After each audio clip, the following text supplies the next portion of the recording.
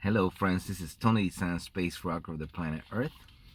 Today is a beautiful day, and I got your daily scoop over here, according to what's happening right here in the good old United States of America.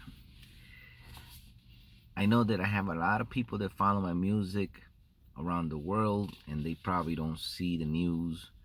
They probably don't see what's going on over here. That's mainly the reason why I do this. And as an appreciation to all the people that follow my music and um, well, they become my friends right now so far. And there's a bunch of them around the world. Right here, they have a thing going on, a saying now. It's not the pandemic now. They're fearing what they're calling triple-demic. A triple-demic, they're calling it because they got the influenza virus, the coronavirus, and then another virus that is hitting mainly infants and little children called the RSV virus. And all these viruses, when for two of them they have vaccines so far, but for the RSV virus, it's a new kind of virus. They don't have vaccine for the kids, or the kids cannot fight it. So it's becoming a real threat right here in the United States. And of course, they kind of trying to over exaggerate everything like they always do. Um, that's just my humble opinion. And of course, they interviewed a doctor this morning, and the doctor went from triple demic to triple pandemic, which are two totally different things. Because if you have a triple pandemic, I don't even know what that means. We had one pandemic, and that was enough. So imagine a triple pandemic. I can't even fathom the idea of a triple pandemic. But this doctor came on TV and say we're gonna have a triple pandemic. Okay, that's the way things roll around here. Uh, they just kind of exaggerate everything to put everybody in a panic, and don't come out of your house because we're gonna have a triple pandemic and you're gonna die. Right.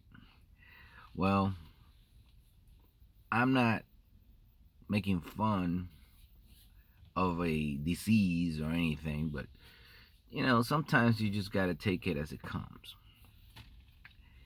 and take care of yourself, basically.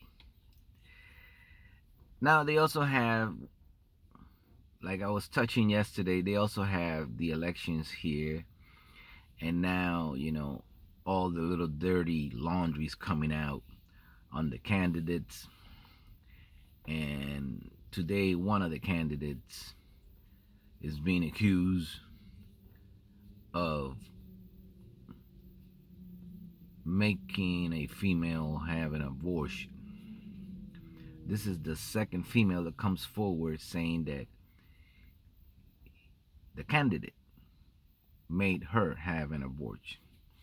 And of course, I don't want to touch anybody's buttons here because I'm not leaning, this is not I'm going to lean this way or I'm going to lean this other way. I'm just saying it as I look at it. I'm just basically reporting what I look. I don't have any inclinations on any issues. I'm just giving it to you as it is, as it comes. And so that's going on.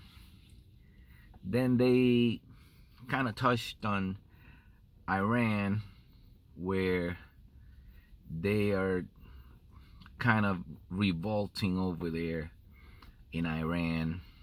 And of course, you guys know that women on that side of the world do not have the same liberties that women, especially here in the United States, have. They're very, limited, restricted to what women can do in those parts of the world. And so the people are revolting, and the government is basically, hurting the people, and they're protesting, and they have a chaos out there. And they were showing that. So, in what concerns the United States, the lady came out. Not sure what title the lady has, but the lady came out right here in Congress and talked to everybody, and she said, your country needs to stop killing people, and your country needs to stop supplying arms to the Russians. Those are very hard allegations, but that's what the lady said. And so, like I said, we're living in a dangerous world right now. I mean, there's nothing we can do as citizens for it. Maybe we can say something, we can do something, but just the regular folks like you and me, not really. So, one of these things that baffles me is the way they try to stop people that are making progress. And these are called government regulations. Right now, they're diverting the real issue here, which is a certain person that owns Tesla, and you guys know his name, so I don't have to mention him, has also bought Twitter. They're not really focusing on him acquiring Twitter and putting his agenda out in that awesome, great platform, which is Twitter. I really haven't touched on Twitter that much. I don't really have. I think I have an account, but I don't go on there. But I know that Twitter is an account for mainly political views and the issues and the just people just saying what they feel, people just putting their opinions on there. Our ex-president was heavily into that, and now this person, this entrepreneur, great visionary, has acquired Twitter for I think like $44 billion, maybe. I think that's right, $44 billion, and he's gonna have a saying on what happens, around the world, because he owns the platform and he can have it for himself and for all the people that he lets be on his platform, which is a huge platform. But he is being accused of making a vehicle and saying that the vehicle can run on autopilot. The vehicle can run itself. Yes, The vehicle can run itself. Of course, he's a visionary. So visionaries actually want things to happen before they happen. That's the way they make things happen. And so he's going to say what he thinks he wants to happen. But we all know that the technology is not up to par so that you can just let go of the wheel and let a vehicle take you anywhere you tell them. To a point, yes, but it has to be monitored by a human person. And so, he's being accused of leading people into believe that, hey, I want to go to my friend's house. Okay, good. Tell your vehicle where you want to go. Dude, you call your vehicle dude, right? Dude, take me to Pedro's house.